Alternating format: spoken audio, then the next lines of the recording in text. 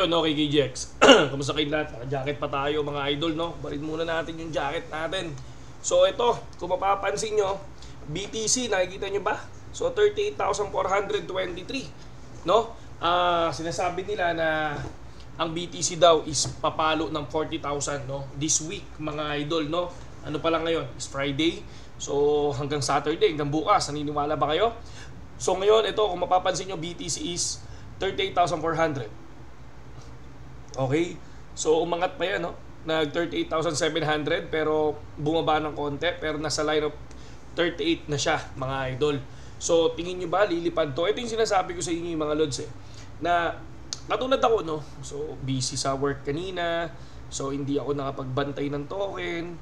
So dahil yun yung gusto ko, kumbaga naghahanap ako ng libangan na kung saan hindi ko masyadong binabantayan yung mga iniipon kong token. Kasi kapag wala kang ginagawa, mga idol, ang mangyayari sa'yo, bantay ka ng bantay. Ngayon pag bumagsak yan, ang gagawin mo, ibibenta mo. And then pag tumaas, magugulat ka rin naman, ang gagawin mo, bibili ka rin naman, mga idol.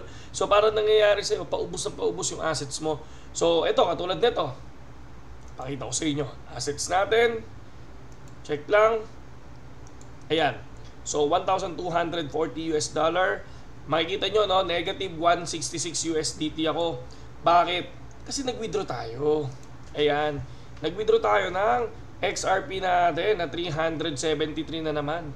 So bumili tayo, mga idol, ng XRP. Sa iba ko kasi nilalagay ang XRP natin, mga Lodi Cakes, no? Kaya dyan lang yan, no? Sabi ko nga, iipon lang tayo. Sana umangat pa XRP, mga idol. And then, syempre, bumili tayo ng additional token natin, no? Namili ako ng isa, matagal ko nang iniisip tong isang token natin, mga idol. Etong FTM, yan. So bumili ako kagabi, worth 300 USDT. Ngayon 26 USDT na yung kinikita natin. Sa Dogecoin 3 USDT. And sa ADA, kumita na tayo ng 34 USDT. So total, nasa 60 USDT na yung kinita natin dyan, mga idol, no? So ganun lang ginagawa natin. And then ito, dami nagsasabi na pupunta ng 40,000 USDT today. So hindi natin alam kung kaya ba. So maghihintay tayo hanggang alas 10. Alas 10 nagsisimula ang lipad ng market hanggang alas 4 ng hapon ay ng umaga. O yun, no. Okay, nakita nyo ba to? Trending si Sian Gasa, oh. So I think ito yung kay ano na naman, no, kay Katniel at yung mga ibang Maritesan, no.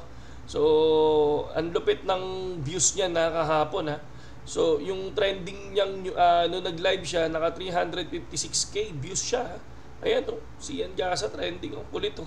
Pambansang Marites, lupit niyan, Kaya pag may nakita kayong mga artista, no, sa ibang mga bansa, no, tapos may kasamang ibang lalaki, no, kaya ibang partner, no, send nyo sa kanya, o kaya binibili niya yun, alam ko, binibili niya yung mga ganun, no. So PM nyo siya, no, kunyari may mga ganito, may ganito kayong issue, PM nyo siya, basta may proof.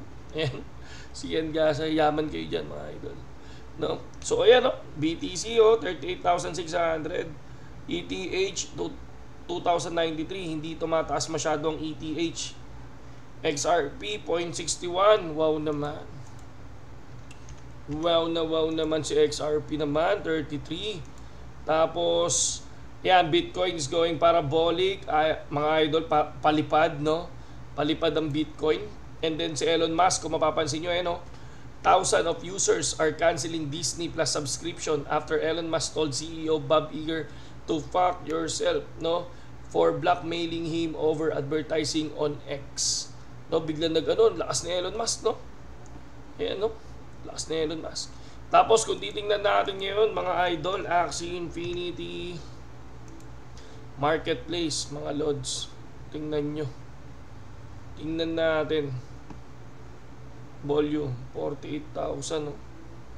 Tapos kung makikita natin ang Axie floor price kagabi is $3 na. So ngayon ayan na 3.1, mga idol, 3.1. Araw-araw tumataas ng 0.1 or 0.15 ang value ng Axie, mga lodi, no. Ayan na yan, mga lods.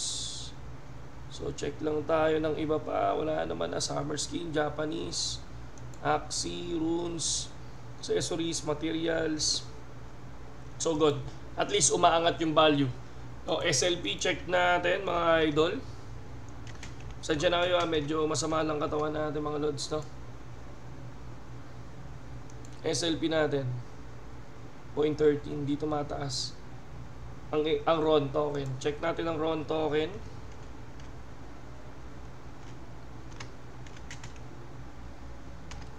RON to PHP 59, so hindi tumataas. Ang tumataas lang ay yung XRP natin mga lods, no?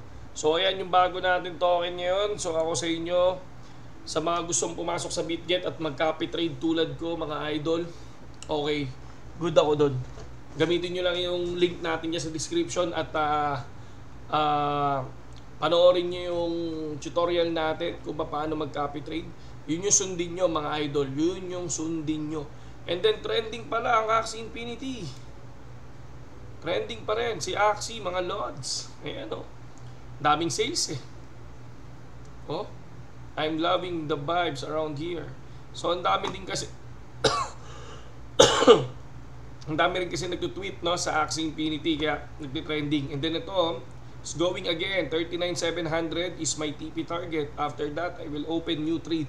Oh, sinong gustong sumunod kay Crypto Rover, no? So nagbibigay na siya ng signal mga idol, no? So yun lang ang ating news ngayon. At umabot na ng 38,600 plus. Solid na solid ang lipad. So yun lang sa ngayong KGX. At sana kumita tayong lahat. Kumita rin kayo, kumita rin ako sana, no? Sana sa pagdating ng bull run, ma-unlock ulit natin yung gusto natin sa buhay.